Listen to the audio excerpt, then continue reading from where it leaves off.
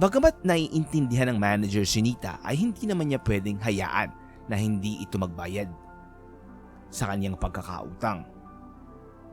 Sinabi ng manager na matutulungan niya si Nita na i-freeze ang interest at pansamantalang i-pause ang paghuhulog sa kanyang utang kung papayag ito sa isang espesyal na kasunduan. Kipit-balikat na sinabi ni Nita na gagawin niya ang lahat upang makabayad at hindi na patuloy na malubog sa malaking interes ng kanyang pagkakautang.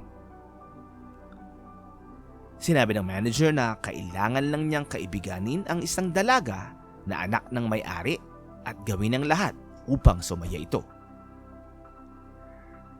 Bagamat hindi sigurado ay agad na tinanggap ito ni Nita dahil ito lang ang natitira niyang pag-asa. Nang makilala niya si Kanoko sa unang pagkakataon ay natunghayan ni Nita ang tila malamanikan niyang muka. Wala siyang ekspresyon. Ang kanyang tingin ay malayo.